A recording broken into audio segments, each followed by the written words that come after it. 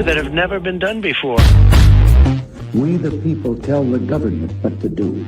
It doesn't tell us. We the people are the driver. The government is the car. And we decide where it should go and by what route to do. We the people are free. And I hope we have once again reminded people that man is not free unless government is limited.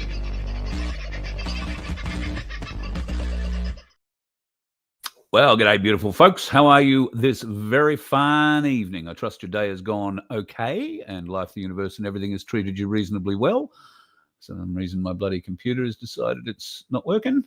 Well, maybe it is, and it's just playing different games with me. Sorry, looking at that screen. How's your day been? Hope you've been all right. We had a little chat this morning. I'm sorry about last night. My day got away from me. There is a lot happening here on the property at the moment, and I'll be leaving it shortly. And we have got a bit of work to do before we can get off the property. In fact, there's a lot of things we've got to do. The bus needs to be registered. There is a couple of other outstanding matters with the bus that need to be fixed, not so much mechanically, but with the RTA in New South Wales. We'll sort that out, and a few other bits and pieces. So it's very important, folks, that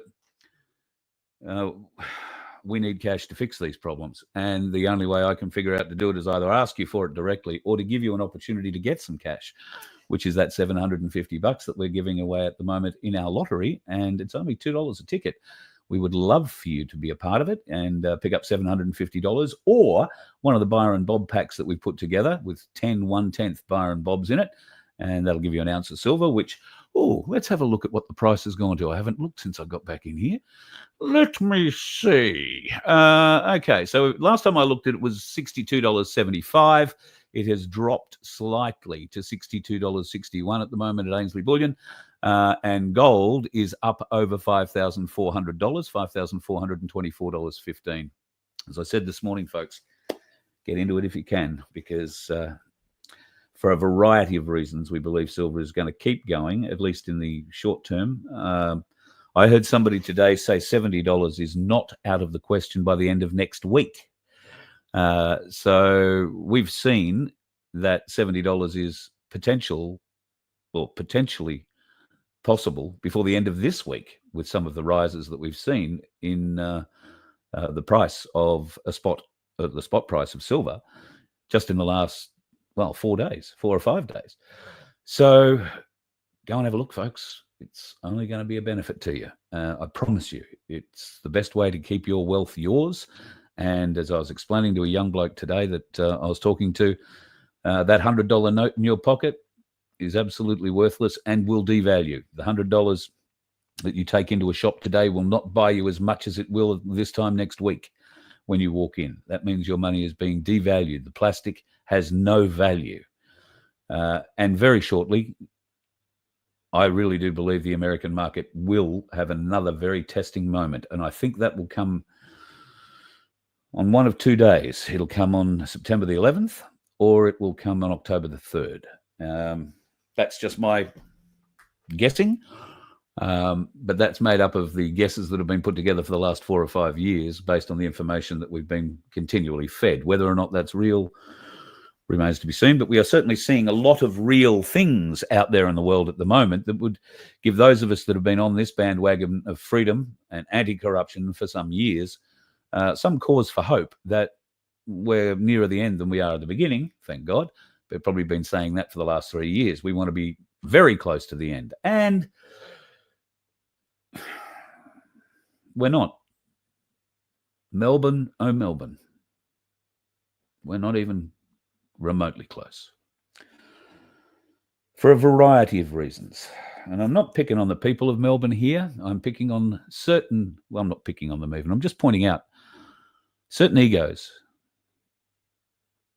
And it may not necessarily be egos. It might be more than that. It might be paid opposition, controlled opposition. And Melbourne is full of controlled opposition.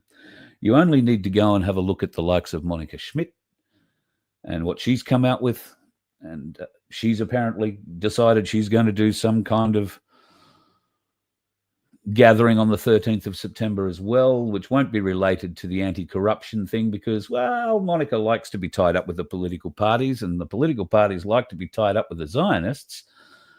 If you haven't put that together yet, and it's not just Monica, it's that Morgan as well, and then there's the Melbourne-controlled media mafia, the alt media mafia, as some of them are now referring particularly to Avi. Avi is very obvious in what he does if you've got eyes to see. He's very open. He's a provocateur. His whole mission is to get in and niggle to get a reaction, and then he will turn that reaction into anti-Jewish sentiment. That might not be anti-Jewish in any way, shape or form. They just might not like the niggly little bastard that Avi is, or portrays himself to be. I've never met the guy face to face, so I don't know, but he might be a nice bloke. But the way he provokes, the way he niggles, and the way he engineers a lot of what he does is done for a reason, folks. It's done to tell a narrative. It's done to make you think a certain way. And I've got to say, I wasn't surprised to see so many people wanting autographs, but that's what Avi is. He goes out and signs autographs, and if he's not signing an autograph, he's poking a microphone into somebody's face who doesn't want to talk to him. And while that is something that journalists do, there are bounds that you have to work within, and Avi has none of those.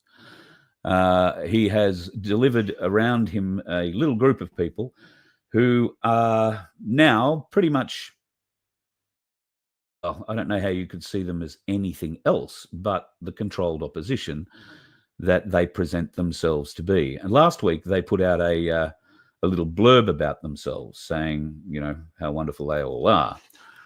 This was the poster that they put out with this. Now, I agree. These guys have been front of the marches for, the spicy cough and everything else. That's all over now. They're working on a different plan now. I hesitate to say Topher is deeply into it. I just think Topher's a bit of a loner like I am, but it's hard not to be hooked up with a few people in Melbourne when you're living there and being part of it. I would be very wary of anything that comes out of Monica Schmidt's mouth, and I know that people in Melbourne at the moment are shaking their heads for a variety of reasons. And this is what I feared would happen after the division that was put into the march that we had last Sunday, or prior to the march last Sunday. The rhetoric, the energy of the speeches that were, or the writings that were given beforehand, the people speaking out before the event saying, oh God, it's going to be this, it's going to be that, it's going to be the other. Most of those voices came out of Melbourne. There were a couple of dissenting ones out of Sydney, and one particularly out of Wollongong, that were working to a different drum, a different beat. We're trying to put a different narrative together. Now that's, I think, got a lot to do with ego, because these people weren't invited to be speakers. In fact, I don't think many of them will be invited to speak at these rallies ever again, just between you, me, and the Gatepost. I know that there are a lot of backroom negotiations going on for people who want to get on the stage and say something on September the 13th, and I know a lot of them are not going to be allowed to do it for a variety of reasons. But I think it's a fair and reasonable thing that the organisers would be doing, is to monitor who they're going to put on these stages and really ask themselves, what benefit does this speaker bring to our rally? What benefit have these speakers previously brought to rallies?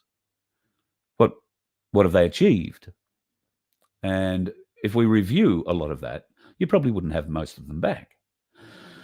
So because that is the case, particularly in Melbourne, now there are three. Now there are 3 rallies, 3 marches, 3 protests scheduled in Melbourne for the 13th of September. Now, I'm not saying all 3 of them will go ahead. There's some negotiations going on, which I hope sees sense prevail, common sense prevail, but ego's involved. So let's watch. Let's watch and see what happens. I think it's going to be a messy, messy event. I will do everything I can to make it less messy. And a lot of people aren't going to like what I have to say leading up to it, because the people who will make it messy are the ones I'm going to be talking about. And I won't be polite. I'll be direct. I'll be honest. And I think that's all any of us can be at the moment. We have to be honest, tell the truth about our feelings, about our insights, about our motivations, and put our egos aside. Come together. We need to unite. If we are going to beat this corrupt bastard government, we need to unite. Your ego has no place in that. None. And once people like Monica and Morgan realize that, maybe they'll pull out. I don't know. I doubt it, because I think they're funded. In my opinion, and it's my opinion only, I believe these people have been working against us for some time.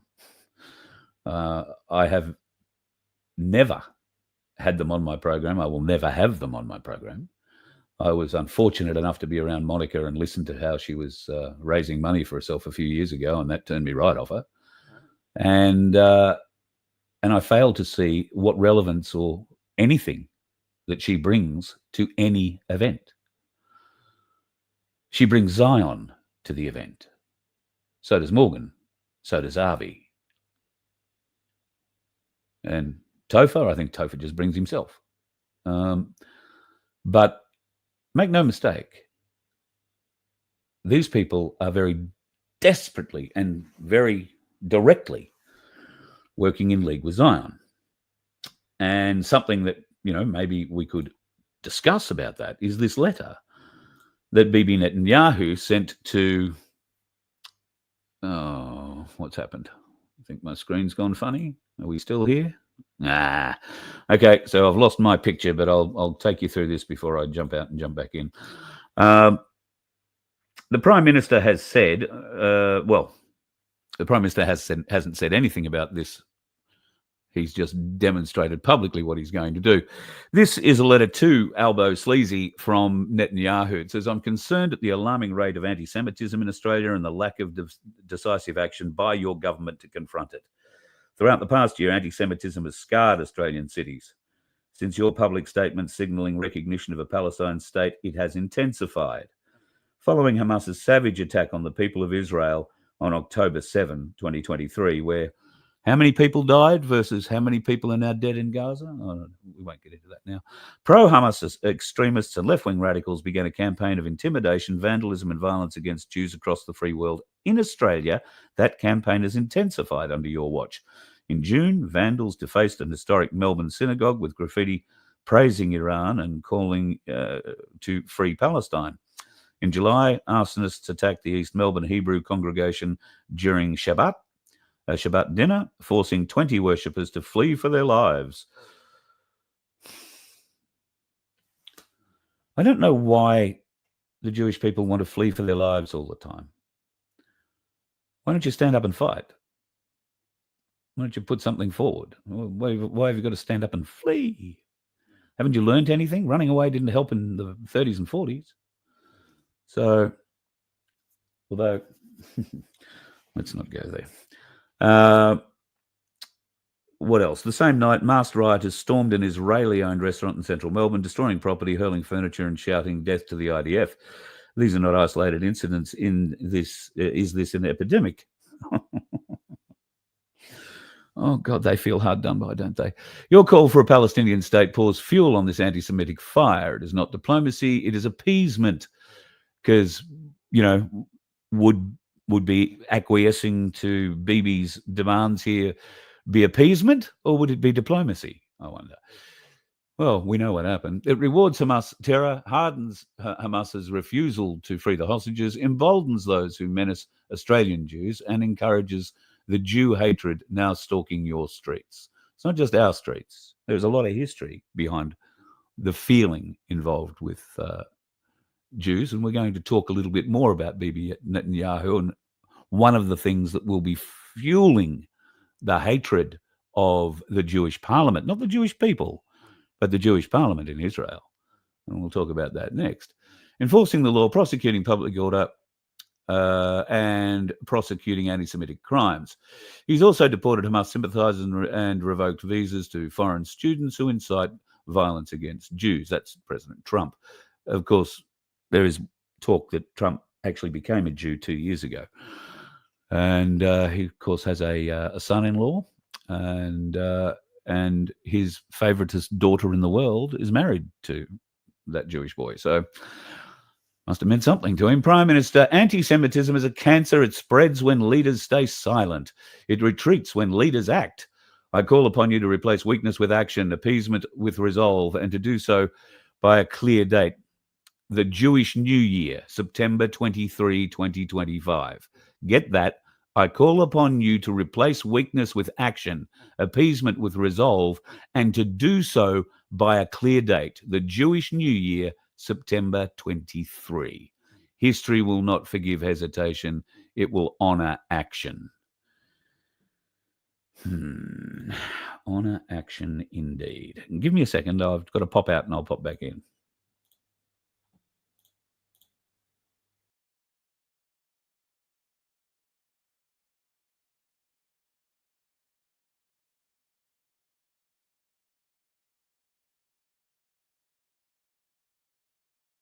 Right. We're back. A little bit of pictures. I don't know why the computer keeps doing that to me. It's a little bit weird. Anyway, that's Bibi Netanyahu putting down the kibosh, if you like, on Albo Sleazy and the government. You will do what we ask, and you will do it by the Jewish New Year, September 23. Well, he didn't have to do much. He did it the next day. He expelled the Iranians the next day, blamed them for all the bullshit in the synagogues, and blamed them.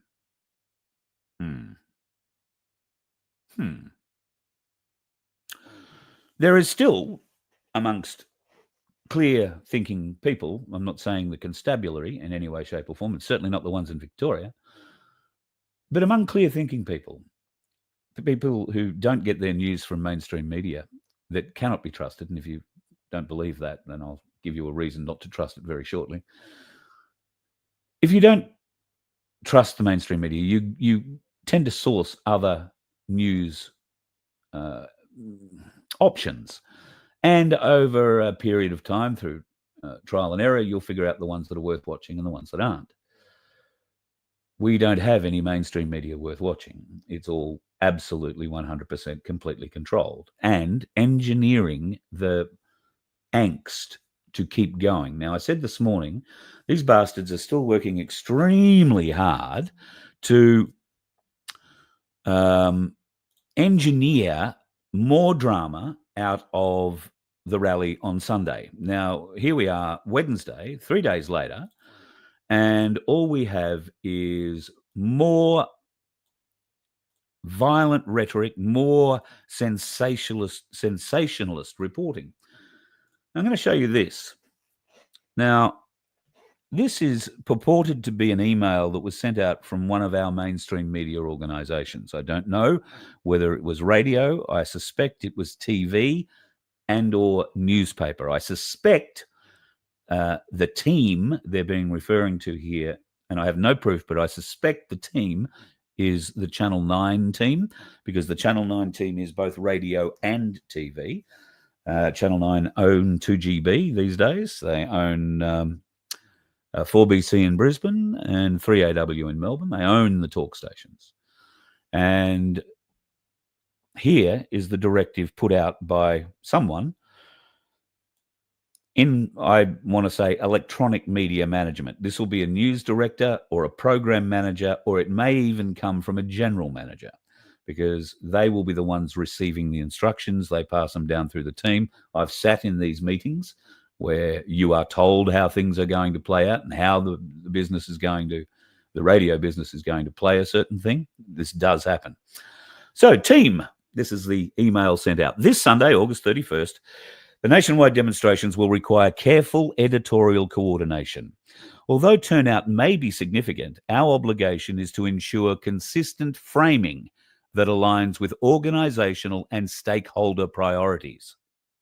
Notice there is no mention of truth in there.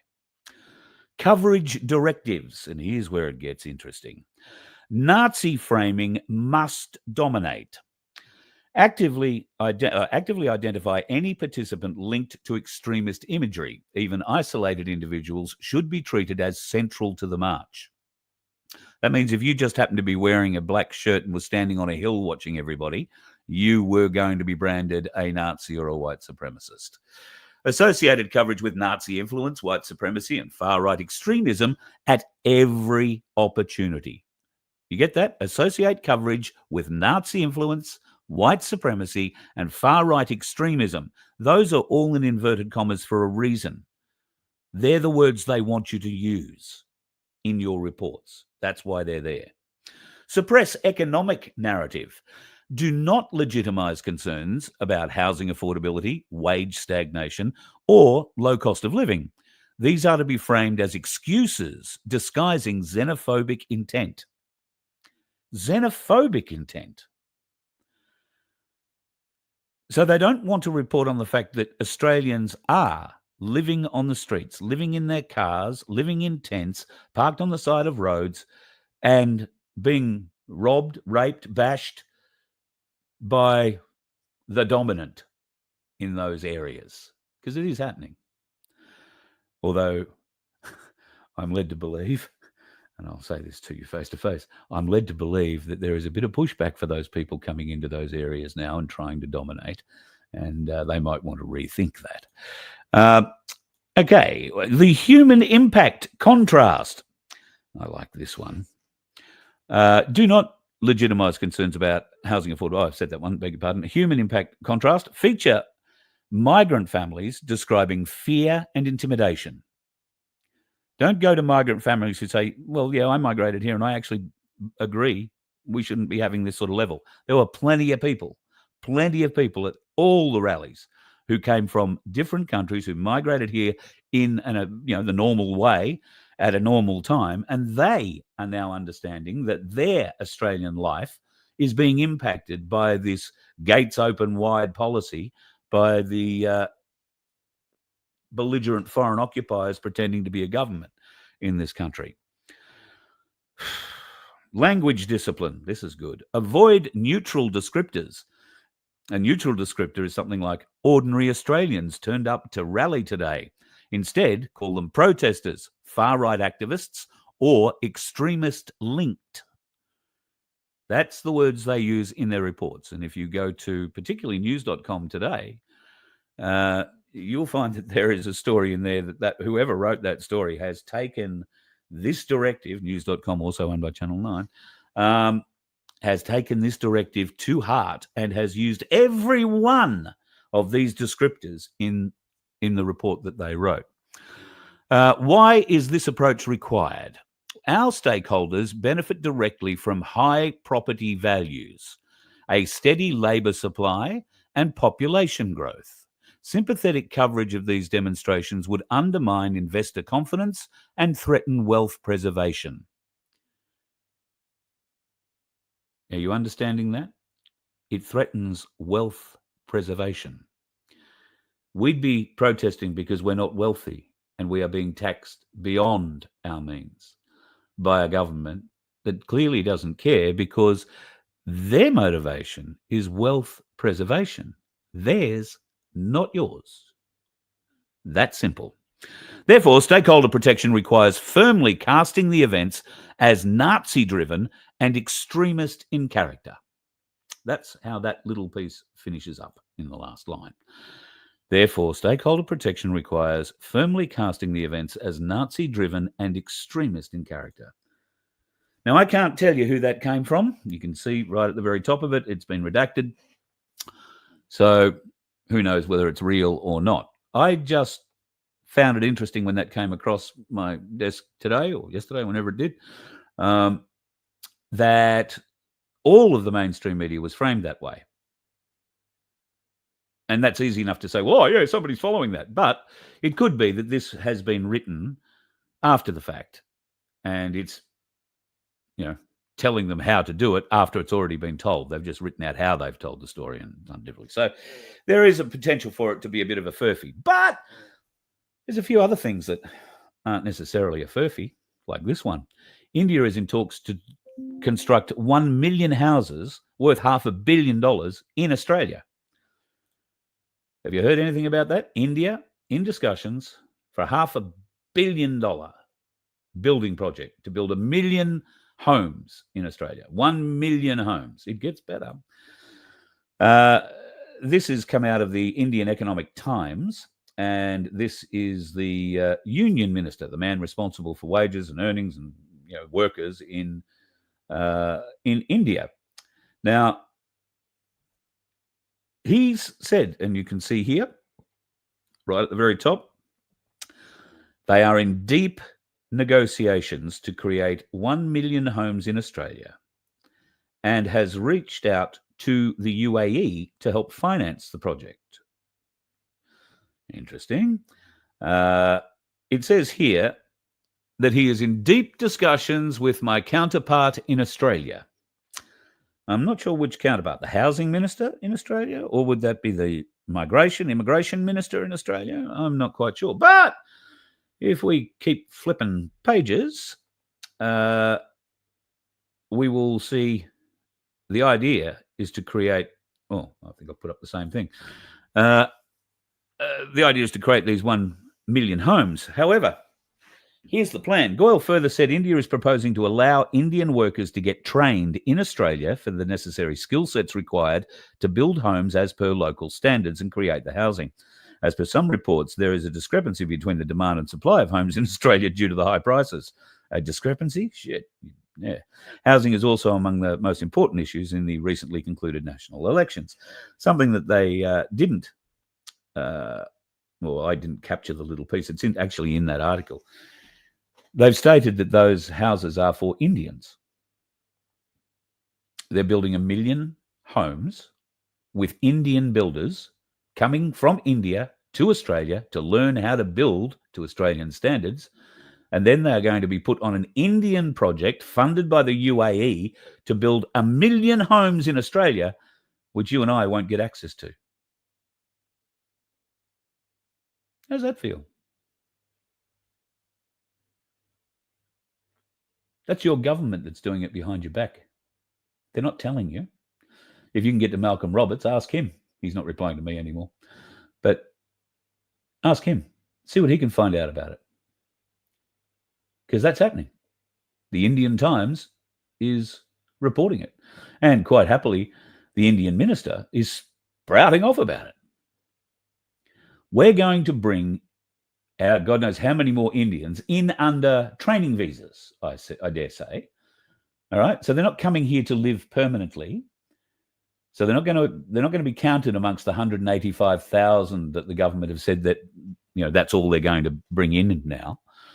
No, this will be on top of that 185,000. How many builders do you think they're going to bring in to build 1 million homes in Australia, and over what time frame? How fast will these Indian builders be trained? Because our builders in Australia have to do a 4-year apprenticeship. We don't give prior learning credit to Indian brain doctors who come to Australia to live. They work at the NDIS now, giving our money away to people on the end of the phone because they're not allowed to practice as a brain surgeon in Australia because they were trained in India. And I dare say you probably need a few more years training in Australia to be a brain surgeon. I don't know, but they don't recognise the qualification. You probably have to start again. So we're going to have how many Indian builders to come to Australia to build 1 million homes, 1 million apartments they'll be, because they won't be 3-bedroom, 4-bedroom homes. They'll be shithouse little cinder block places where, ever been to Mumbai? Have a look at what they live in. Never been to anywhere in India? Have a look at what they live in. That'll be what it is. It won't look like that initially, but that'll be what it turns into. Have absolutely no doubt. And we won't get access to them. We won't be allowed to buy them. I doubt. But the government aren't telling you about this. Now, could it be that the Indian government is paying the Australian government to take these people in to train them for 4 years, one would think. To meet Australian building code standards, you've got to do a 4-year apprenticeship to become a qualified builder. Seems pretty simple. In fact, to be a builder is I think you probably need more qualifications, because I'm just talking about apprenticeships, 4 years to be an electrician, 4 years to be a carpenter. Probably don't need 4 years to be a roofer, but I don't know, you probably need to do some sort of training for it, and anything else, plumbers, all that sort of shit. 4-year apprenticeships. Are we going to bring Indian plumbers in? Because they'll be okay to dig a hole. They've never seen a pipe or a toilet, I don't think. But they'll be okay digging the holes. This is abhorrent, people. This is absolutely abhorrent. And this is a reason to stand up and unite, to make the government accountable. How do you make the government accountable? By all gathering together on one day, wrapped up in your flag, walking down the street, or unless you're Melbourne, just standing on the street, because the organisation in Melbourne last Sunday left huge amounts to be desired. And I think in part the problems caused in Melbourne were because of that lack of organisation. It won't happen again, I don't think. And certainly I know some of the people involved in the rally for anti-corruption, the corrupt government of this country, get rid of the corruption and the corrupt bastards running the country. That rally on the 13th, I'm very happy to get behind. But there are groups who are divisive or ego-driven because they are not allowed to stand up on the stage on the 13th. They've already reached out. And you can tell the ones that really are driven by ego, because they're the ones that run to the phone and run to the organiser and say, oh, can I speak? Can I speak? Can I speak? A lot of them have been told no, they can't, because they're not there. Well, I think a lot of them think they're there to motivate you, but certain ones are there simply to try and gather you up, to bring you into the fold here or into their show, whatever. They're not really focused on the problem. They're more focused on getting you. And that to me isn't what we're about. This isn't about ego. This is about our lives. This is about our children, our grandchildren. There's no room for ego. None at all. But a lot of people have been told, no, you can't speak. And so what do? Oh, well, I'm going to go and set up a protest in opposition to you. That's ego. Pure and simple ego. Pure and simple. Monica Schmidt. Morgan. Absolutely. That's what their little plan is. Let's hijack the September 13th rally. And that's what they're trying to do. In Melbourne, like I say, has its problems. Melbourne people have been traumatised beyond anybody else in the country, I believe. Melbourne people also are not aware of the sentiment, the feeling, and the action happening outside of Melbourne in other states. While you see and hear certain things, you are isolated. Most of you don't have access that people like me and others have to others around the country who are working behind the scenes of this. And I can tell you that there is a lot of action going on behind the scenes to make this September the 13th rally a rally about the corruption in our government and nothing else. The lies that we are told, the actions of our government, like this $500 million housing deal with the Indians that they refuse to talk to us about. Is that in our best interests? I mean, it's in our best interests to get 1 million homes built, but over what time frame? Because at the rate we're importing not just Indians, but migrants at the moment, there's not going to be anywhere for anybody to live. There won't be any jobs. AI is taking over. We have no manufacturing industry. Not everybody can be a friggin' Uber driver. None of us will be able to afford Ubers. Well, unless we're getting the living wage that we've been promised. But that's a whole other area. It's got nothing to do with freedom or government. The government isn't promising you a living wage. No, that's Nasara Jasara. And there's a lot of talk about Nasara Jasara. There is a lot of shit going on in the stellar world at the moment. And I will, well, what am I going to say here? We're going to talk to QSI again in the near future. This will be a very interesting interview, if only for the fact that I'll be sitting in the same room as Emily when we do it. So I'm really looking forward to doing that. I'm going to have to do a bit more of my basic training to figure out where I'm at in the world. But I am following along. I am very interested in Stella and what's going on with Stella. And rather than me trying to explain that to you, because I am going to screw it up 67 ways from Sunday, it would be much better that we had somebody like Emily who is able to explain the significance of what's going on with Stella in the digital world at the moment.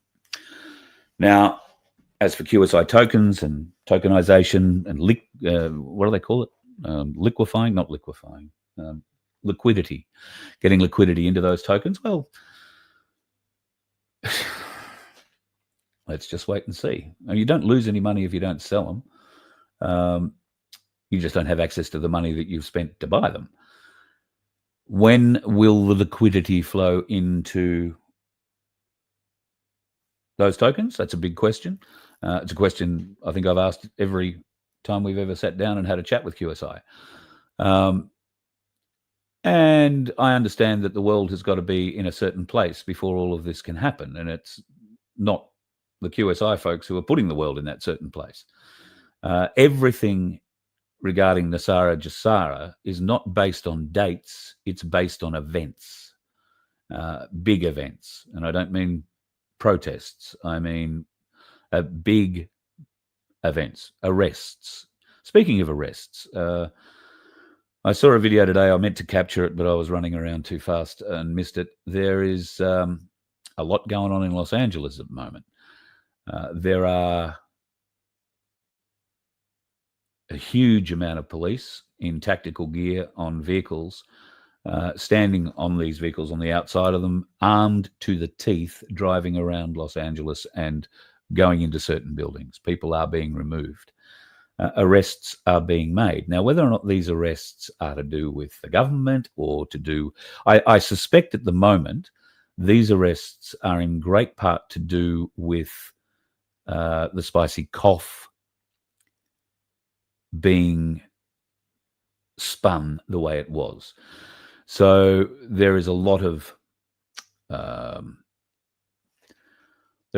spin being put on those sorts of things at the moment, and we need to just take a little step back, try and look through it, look at it all with clear eyes, and look at the broader picture. Look at what's coming in from the sides of those, nibbling at them or trying to elevate them. That'll give you a good idea of who's who in the room and who's pushing what. And bear in mind, these people are very good at pushing forward their ideas in a way that doesn't necessarily immediately confront you or turn you off. So bear that one in mind. I'm speaking in riddles here a bit. I'm sorry. There's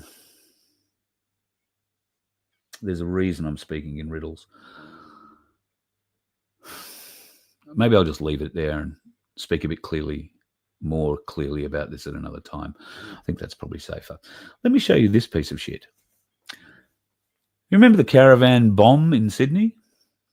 Turns out New South Wales police officers have had to sign NDAs with the AFP over the terrorism plot. Remember they said it was a terrorism plot. It was going to blow up the synagogue in Sydney, in the city. It was going to leave a 40-metre wide crater. That's bigger than some of the bombs the army drops. Going to be a huge crater, many dead, going to be awful. They're all going to target the Jews in the synagogue. It was going to be all right, except it wasn't. It wasn't anything like that. And now the police who were involved in it have had to sign NDAs so they cannot discuss it for fear of going to jail because of it. New South Wales, you've got yourself a good government too, haven't you? At some point, folks, we've got to turn up to the governor's gates and tear them down, don't we? The governor has to be made to do their job in each state, because we know we can't trust the Governor-General. I don't know what she drinks, Ms. Mostyn, but I'm sure she's on it from morning till night, being placated, being told what to do, wheeled out for the appropriate ceremonies and wheeled back again. Conspicuous in her absence, I would say, is our Governor-General. Probably off overseas on some sort of fact-finding mission or whatever, God knows. Sovereign citizens are in the news at the moment, rightly or wrongly. Desi. I got a lot of feelings about Desi.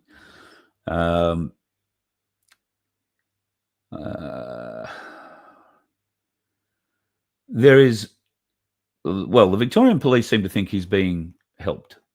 That may or may not be the case. I have no intelligence about that whatsoever. I do know some people who do know him, and I've been watching a lot of Desi's former videos that he's put out. He's a very clever man. He is a very, very clever man. And while he is following the common law argument, he speaks very politely and is very pleasant with police in every video I've seen. He's not aggressive. In fact, aggressive is exactly what he is not in any one of these videos. So how is it that poor old Desi is now running around the bush, and now they put the army onto him because the police are just simply not up for the job of finding him, the Victorian police? That might be because amongst their crew, and these are the two officers that were shot, apparently, I find these images interesting. The young bloke on the left particularly, now he's a senior constable, right? That means he's been in the job a few years to be able to be a senior connie. I dare say that photo is on the day he graduated. Do you notice the black uniform?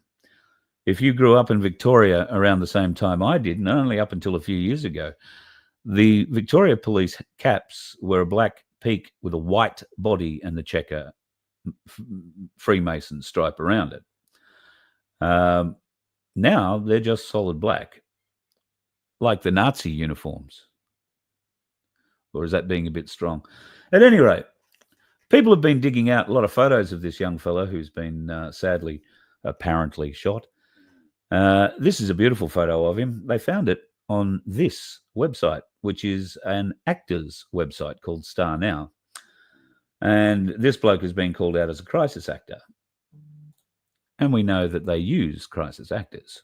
So why would people disrespect the Victoria Police? Why would they disrespect the family? Why would they disrespect the colleagues by saying such an horrendous thing that this guy's a crisis actor? Well, I don't know that he is a crisis actor. He may well be dead. I find it quite strange that there has been, the media is salacious for people's pain, right? That is because evil feeds off our grief, right? And the media is evil. The mainstream media is evil. That's why the news shows you all these horrors, shows you all this shit, because they feed off the angst, they feed off the anxiety, and they feed off the anger, the hate, and the pain that is developing in people from seeing this sort of shit on their television, from seeing the way that the Prime Minister and that stupid bitch of a Victorian Premier were treated by the most brilliant group of farmers in Victoria who turned up in Ballarat the other day, ran them out of town. Ran them out of town. That is the way it should be. Any politician who's currently sitting in that place needs to be run out of your town if they want to stand up and come and speak, unless they want to speak the truth. And I believe Malcolm Roberts is one of those who speaks a relative amount of truth. I think he has a mental block in there for certain things, or is being controlled not to go into certain areas. But for the most part, he does ask some pretty decent questions. We should see if he asks more on our behalf. And I'm sure he will. He's a very decent man. But is it going to happen fast enough? Who knows? what can we do about crisis actors and these sorts of stories that come out? Look, I don't know. I'm just confused that I haven't seen anything from the family. The media loves getting the family statements. Oh, the horror. Oh, he was such a good boy. And look, if you're going to report the story, you got to report the story. But they do it in such a way, and given those media directives that we went through before, they're going to frame it that way all the time. And I don't believe that helps the family. I actually have another theory that's more closely related to what happened to the trains at Williambilla in Queensland. Because essentially, the same thing happened. Exactly. And I think there's a lot of questions to be answered about the trains in Williambilla too. I think that there is, not that we'll ever find the truth, because I'm pretty confident there wasn't an autopsy conducted, or if it was, it's going to be stitched up in more ways than one. But I don't believe the trains shot the next door neighbour. And I don't necessarily believe, because of all the strange things surrounding it, the police report about what happened in Desi's bus. There were 3 police officers went to his bus. There were 10 police officers that went to his property. That means that there were 7 more police officers around that bus somewhere in support of picking up Desi. Now, the mainstream media, the police would have us believe Desi went mad, picked up a homemade shotgun, is what I'm hearing, and shot 2 people before being shot himself.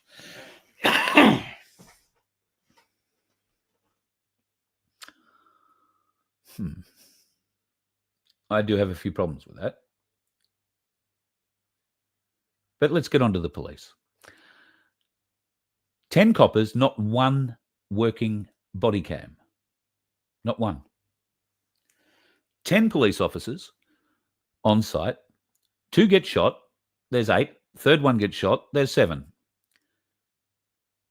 I live in a bus. Now, I know some buses have 2 doors, but mine only has 1. I don't know what Desi's done, but I suspect it only had 1 door. He may have gone out a window. But with 10 police around the bus, 7 not at the front door, why weren't they ready for him? How did he escape? People aren't asking police those questions, are they? Is Monica Schmidt asking the police those questions? Is Avi asking anybody those questions? No, because the guy's not Jewish or Palestinian or anything else. He's just a sovereign citizen, and Avi doesn't want to have that fight yet. So there are a lot of strange questions left unanswered about this whole thing. This whole thing. Did it really happen? Well, I'm sure it happened. Did it really happen as the way they're saying it? I doubt it. I doubt it very much. Sadly, I doubt that Desi will live to see the truth come out. Cops are very motivated, but not very smart. So what they've done now is invite the army to move into that area and start looking for him. What will the army do? Well, the army will do what it does. It'll send out a whole bunch of squaddies and march them, traipse them through the bush, set them up in listening posts. It's an ideal training exercise, if I'm honest, an ideal training exercise for a variety of different arms, particularly of the army. So, yeah, I think that they might use that quite significantly in the near future. Watch that space. The army, well, they'll have snipers set up in trees and all that sort of stuff, but that whole Mount Buffalo area is a big, big national park. And, I mean, it's big. There's a lot of places you can hide. And if he was smart, he might have had a car stashed somewhere. Could be well out of the area. Could be anywhere. But it's certainly interesting. I find it. This story is also being rehammered, particularly in Victoria, and I understand why. But I watch this space. be a sad ending, but watch this space. Some of you may have seen a video that was filmed in Melbourne by Jay Hernandez. I'm not sure if you know that Jay filmed it or not, but Jay's a friend of the show. In fact, I thought I had his phone number, but I was trying to ring him earlier and I don't have it. So, Jay, how are you? Ring me. Jay took a video while he was at the Melbourne rally on Sunday, and it showed a policeman holding a large black speaker. And Jay walked over to him and said, is that a direct energy weapon you're holding there? And the copper looked at him evenly, very evenly, and picked up his little speaker, which was down on the ground, turned his back on Jay and went to walk away. And Jay said again, is that a weapon, mate? And the guy stopped and turned around. He said, it's a speaker. Can't you see? It's a speaker. Well, yeah, we know it's a speaker. It looked just like that speaker, which is an LRAD, a long-range acoustic device. And this copper, not this one was set up in, I don't know, South Australia or New South Wales. And I wanted to get Jay's video. I just don't know. I thought I'd captured it, but I haven't. The copper had a box exactly the same as that. Exactly the same as that. A long-range acoustic device. They point it. They can put all sorts of different frequencies through your body. They can play with your inner ear, make you feel nauseous. They can put sub-sounds out, I'm led to believe, that will actually do organ damage if they turn it right up. They have these weapons, and they are very, very prepared to use them. Very, very prepared. So get a good look, folks. That is what you want to look. That box looks like a speaker at the front. It's about a foot long, 12 inches. Oh, it's more than that. It's probably a foot and a half. I don't know what's that in inches or centimeters, whatever that turns out to be, 40 centimeters, 50 centimeters long maybe. It's quite a large box, as you can see, and is able to be held by a handle on the top of it. And this copper, well, it was heavy. You could see he was not struggling to lift it, but it was a bit of weight. But he gaslit Jay. It's a speaker. Yeah, it is a speaker. It's a direct energy weapon speaker. So be prepared, folks, at whatever rallies you go to. That's what you want to keep an eye out for, and stay behind the bastard if you can. But they spread themselves out, these pricks. They like to get around you, and they'll have a number of them so that if they want, they can just LRAD the lot of you, which is not something we really want to be involved in, I don't think. But try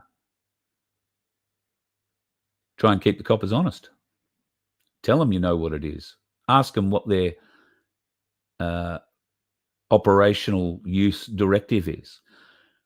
At what point are you allowed to turn it on? I'd be very interested to know that. But we'll just have to wait and see, I guess, what else is coming. So this is what I will support, folks, for September the 13th, the rally against government corruption. We, the people, have definitely lost confidence in the Australian government. The Australian government needs to stand down, or, with aid of police and military, it needs to be made to stand down. Less than 26% of the population voted for the Albanese government. It is an illegitimate government.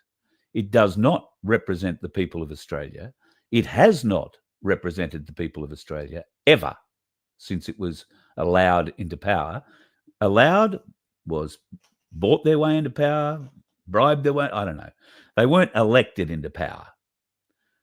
So if there is a march you have to be part of, it is a rally against the corrupt government of this country. And that's something that every Australian can get behind. You don't have to be an awake person. You can be a normie and understand these bastards are robbing you blind. You can be a normie and know that the courts are not in any way giving you justice. The courts are a bank. Somebody has to pay. And Paul Offey is fighting that at the moment at the ACT Supreme Court. he could really do with your support. I haven't spoken to the guys yet today.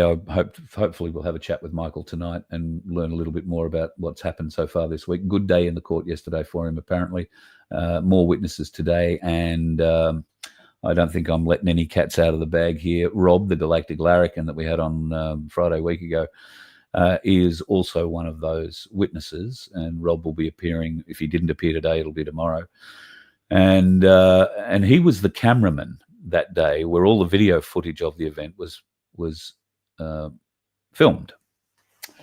So he was actually the Aussie Cossacks cameraman that day.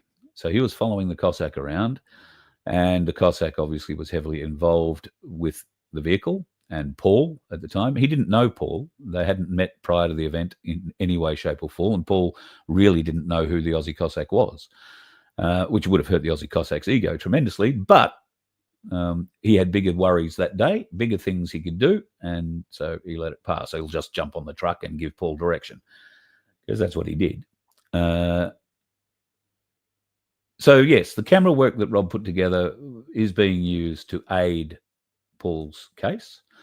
I'm very familiar with that, and I believe it will help him significantly, given some of the charges against him. However, like I said before, there is no justice in the Australian courts.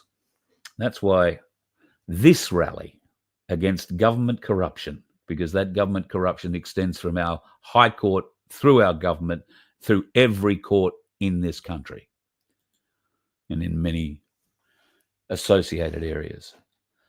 So that's the one we should all be getting behind on September the 13th. Tricky is organising the rally in Brisbane. And I spoke to Tricky for 45 minutes or so the other day, and we will have another conversation. I offered to help stream it if they need it. There are people I know who've put their hand up to speak, and I would welcome hearing their speeches. These are people I trust. There are probably many people who are trying to get onto the stages around the country and who aren't going to get a leg up. Please, if that's you, understand there is a reason for it. Okay? And you may not like the reason, but there is a reason for it. And that is because the organisers are trying to do something for all of us. All of us, to bring us all together. And those that would have a demonstrated past at creating division or being, I'll just say assholes, they're not going to be invited, because they've demonstrated already they can't do anything other than get on a stage and pump their ego. There is no room for egos in this fight anymore, folks. None at all. We've got to get beyond that. And I hope the people of Melbourne, Melbourne, I love you people so much. It's my home state. And I do love Melbourne. But it makes me sick to think of going there. And I'm going to be back in Victoria in October. It makes me sick to feel I'm going to be there.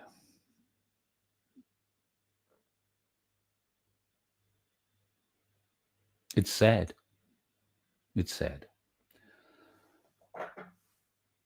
I hope the people of Melbourne can come together.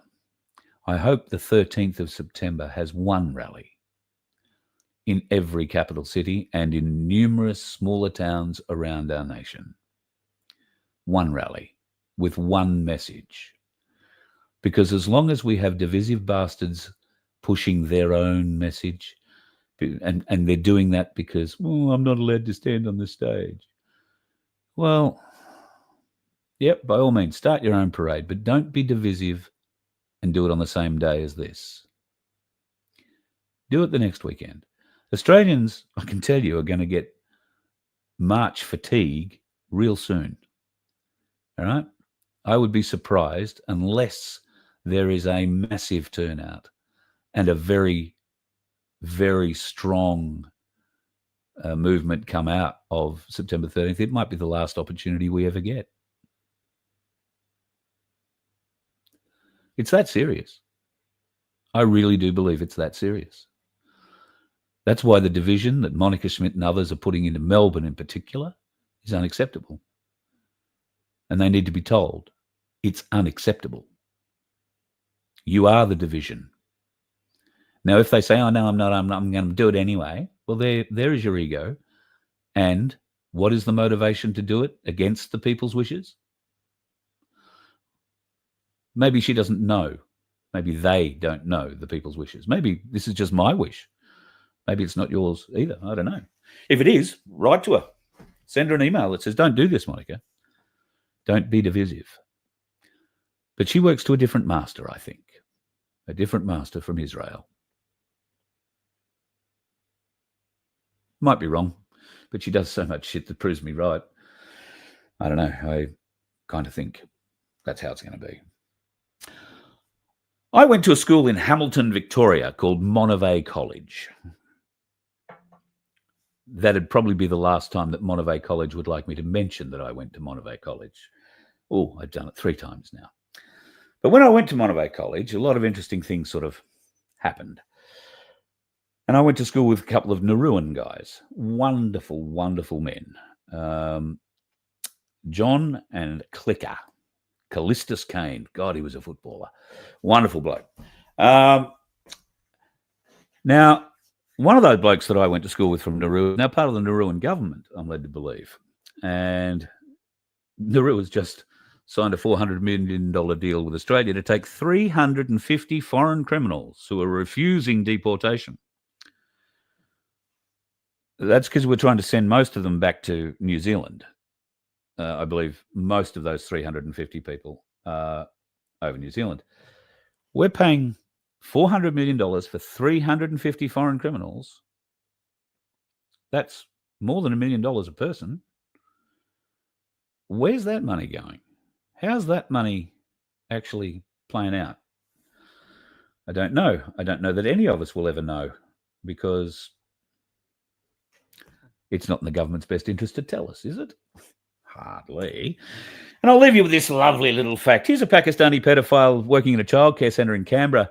He's been found guilty of sexually abusing a 4-year-old boy. Now, while that's horrifying and horrible and everything, you might be more horrified to learn that that is the second boy that he has abused sexually, and wait for it, at the same childcare centre. This guy calls himself Muhammad Ali, by the way. If he was convicted of sexually abusing a child in the centre previously, how did he still have a job to abuse another kid? Maybe the abuse happened at the same time and the second charge has only just come up. I don't know. It seems a bit horrible, though. And in Canberra, yay, the lovely central of Australia, who knows? He might get a job in a childcare centre again someday, somehow, but certainly wouldn't be by me. I would think that was just a bit beyond the pale. There was one last thing I wanted to talk to you about tonight, and I'm just trying to see if I managed to get the image in here or not, and I don't think I did. So there's not much point in me talking to you about it unless I've got that image in there. So we'll leave that for tomorrow, shall we? It'll be fun. I have been talking. Oh, shit, I've run over time anyway. So haven't even looked at your words tonight. How are you, folks? Nice to see you all in here. I'll try and go back to the top. Shit, we've got a few comments in here tonight. Try and see who was in first in the room tonight. Oh, God, taking me forever to scroll back up the top. So I'm sorry, folks. I should have got into your comments a little bit earlier, but I wanted to make up for last night a bit because I wasn't around. Mr. Sauerkraut in the house.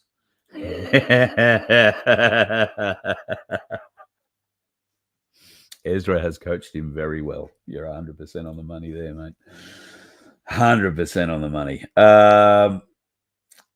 I'm just having a quick scan. I'm not saying hello to everybody except my absolutely magnificent admin team who moderate our rooms and keep everybody in such a wonderful place. I'm so proud of this room and the friendships that have grown through here. Can I tell you that Black Sheep is receiving an amazing amount of support from Rachel, and I can't thank Rachel enough. under trying circumstances at times. She is there and helping him through this period. The funeral for Paul's dad is tomorrow, and tomorrow? Yeah, I think it's tomorrow. And actually, it might be next week. I'll have to get that right. Yeah, it's a beautiful thing, this family coming together. A lot of you have now reached out to each other outside of the show, and that's wonderful. The friendships that I'm hearing about that are growing are just amazing, and I couldn't be happier, and I can't wait to turn up in your town and come and meet a few of you face to face. That is going to happen. It does require a bit of money. That bus has a 250-litre fuel tank, and I can go about 800 kilometres on it. So that is the limiting factor, putting fuel in it. Right? That's the limiting factor. Nothing else. I'm not making money out of it. I just haven't got money to fund myself to it. So what Vince and I are trying to do with our lottery is put a little bit of money aside, and it is only a very little bit of money out of each lottery that goes aside, to help us fund a few minor repairs on the bus. Got a new motor I've got to get for the steps and something else I've forgotten about. But outside of that, she's just about ready to go. We've got a couple of minor mechanical issues that we will deal with next week. And after that, very happy to hit the road and come to anywhere. But I've got to have fuel money. As you can tell, I don't have to eat. Call it a fasting diet. Not a bad thing. But to go out and meet you guys, yeah, it's going to take a bit of fuel. And so if you can help us, you can donate at vofhq.com. If you would like to try your hand at winning $750, your $2 or $40, you can buy a maximum of 20 tickets, will be gratefully accepted. And the Donkey Sanctuary will love the donation that you help us contribute to.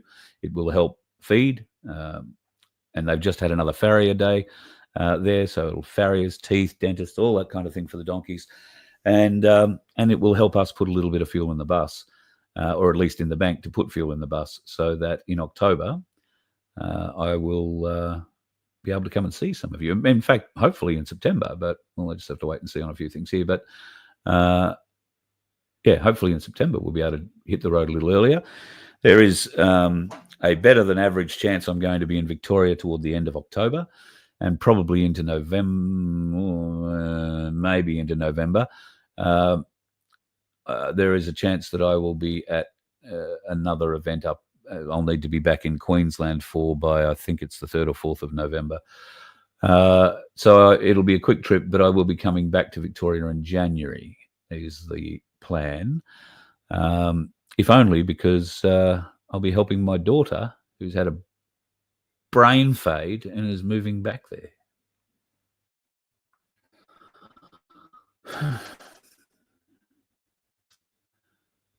Oh, well, what do you do?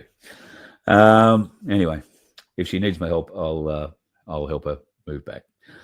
And I guess if Laura moves back to Victoria, there's a pretty high chance you'll see a lot more of me in Victoria. So I know I don't sound very enthusiastic about it, and that's because of the division in Victoria. I'm not the person who you walk into the likes of Avi and Topher and that little crew in Melbourne. We're not going to like each other. And that could be a form of division that I don't want to be seen to be creating. I don't want to create. I don't want to be seen to create it. I don't want to create it. So I don't know. I'll just plod around the fringe maybe while I'm down there. But I implore Victorians, please ignore these other rallies. These are ego-driven bullshit that will achieve nothing. If we can get Australians, and they're saying there were 365,000 of us walked last Sunday, wouldn't it be nice if we could double or triple that on the 13th of September? Because this isn't an argument about UFOs or dumbs or pedophiles or, white hats. This is something that every person with half a brain can recognise: the corruption in our government system. The corruption that has been allowed to run rampant since Anthony Albanese was miselected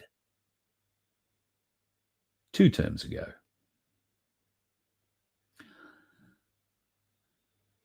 The actual bastard. We have to stop this prick, folks. And we can only do that by coming together. Coming together is the only thing that will fix this. We need to put the division behind us. And if that means we have to put certain people out of the argument, and if that means I get out of the argument, I will do that for the country, right? If that's what it means, that the country can go forward because Carl Liebold shuts up, then I'll do that. But I'm not going to shut up until we get treated fairly, until we get a result, until we get arrests, until we see trials for treason. I don't care what colour flag you hold. You know the corruption is rife in this country.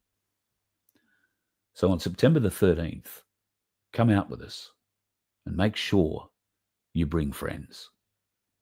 And watch out for the dickheads on the road. Love you all. Good night. You let one ant stand up to us, then they all might stand up.